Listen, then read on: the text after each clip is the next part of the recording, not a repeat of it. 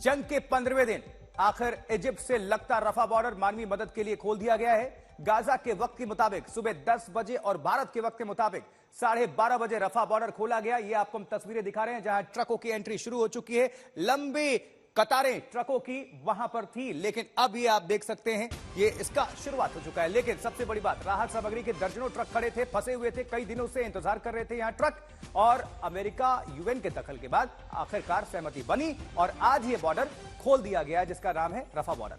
हालांकि यहां से गाजा के शरणार्थी इजिप्ट नहीं जा पाएंगे, ये गौर करने वाली बात है। सिर्फ सामानों की एंट्री होगी, ट्रकों की एंट्री, जो कि मानवीय सहायता है राहत सामग्री पहुंचाने के लिए, लेकिन लोग बॉर्डर क्रॉस नहीं कर पाएंगे। सिर्फ राहत सामग्री और मानवीय मदद के लिए बॉर्डर खोला गया है। तो बॉर्डर खुलने के बाद दर्जनों ट्रक गाजा में एंटर हो चुके हैं। ये आपको हम तस्वीर दिखा रहे हैं। तो महायुद्ध जंग का ये 15वां दिन है और 15 दिन में आज क्या अपडेट है, ये सबसे पहली खबर, बड़ी खबर, और ये तस्वीर दिखा रहे हैं आपको, क्योंकि रफा बॉर्डर खुल चुका है। इजिप्ट के रास्ते अब ये मानवीय सहायता पहुंच रही है, यूएन के दखल के बाद, अमेरिका के दखल के बाद। चलिए, बड़ी खबर है, इसको अपडेट लेते हैं और इसके लिए आप सभी को लिए चलते हैं टेल अवीव, इजराइल। गौरव सावंत हमारे सहयोगी जो पल पल की जानकारी आप सभी दर्शकों को पहुंचा रहे हैं। गौरव, ये तस्वीर हम देख रहे हैं, मानवीय पहल राहत सामग्री के लिए अभी क्या हालात हैं, क्या सिचुएशन, ये दर्शकों को आप अपडेट करें।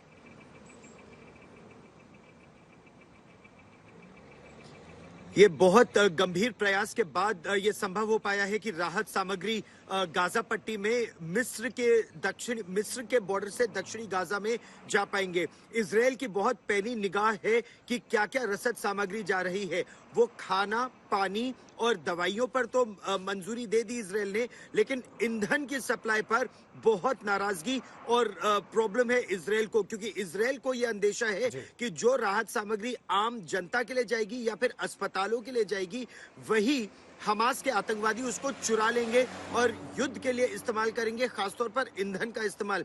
इसीलिए वो चाहते हैं केवल खाना, पानी और दवाइयां जाएं, और वो भी सीमित मात्रा में। कब तक ये राफा बॉर्डर खुला रहेगा ये भी अभी मालूम नहीं है, लेकिन वहां जो लाखों लोग फंसे हैं, लगभग 7 से 8 लाख लोग कम से कम फंसे हैं, उनके लिए बहुत एक तरह से जीवन दान है। ये जीवन की एक नई रेखा उनके लिए खुल रही है जब खाना, पानी और दवाइयां पहुंच जाएंगे।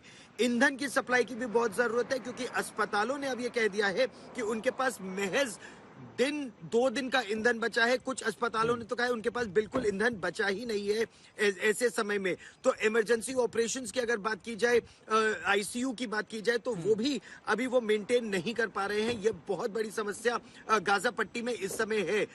देखना यह होगा कि किस मात्रा में ये सब सामग्री जाती है, पहली बात, और इसका नतीजा क्या मिलता है।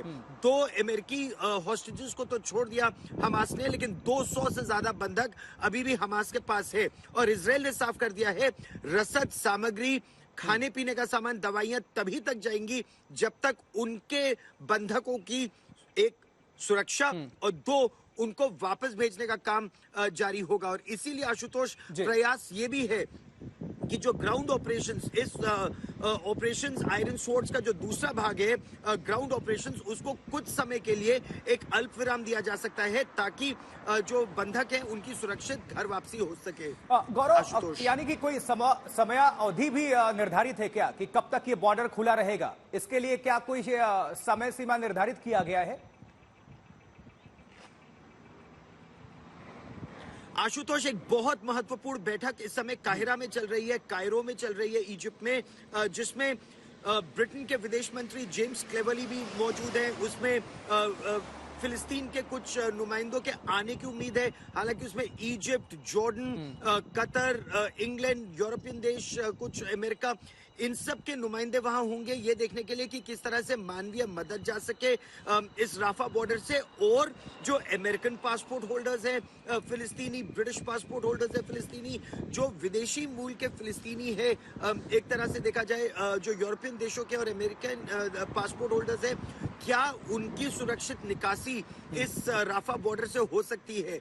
किस तरह से रसद सामग्री और नीचे और जा सकती है गाजा पट्टी में, जो लोगों के तो काम आए लेकिन हमास के काम ना आए, ऐसी कई बातों पर काहिरा में बहुत महत्वपूर्ण बैठक आज हो रही है। जी। उससे कुछ उत्तर निकलने की उम्मीद भर है, लेकिन हमास का वहां कोई नहीं है, वहां पर लेबनान का कोई नहीं है और इजराइल का कोई नहीं है। जो रियल स्टेक होल्डर्स है इस बैटल के, वो इसमें इस समय नहीं है। तो देखना ये होगा कि ये जो राफा बॉर्डर आज खोला गया है, एक कितनी देर के लिए, कितनी सामग्री के लिए, और क्या फॉरेन पासपोर्ट होल्डर्स बाहर निकल पाएंगे या नहीं, कई बिल्कुल महत्वपूर्ण गौरव। प्रश्न अभी बरकरार है।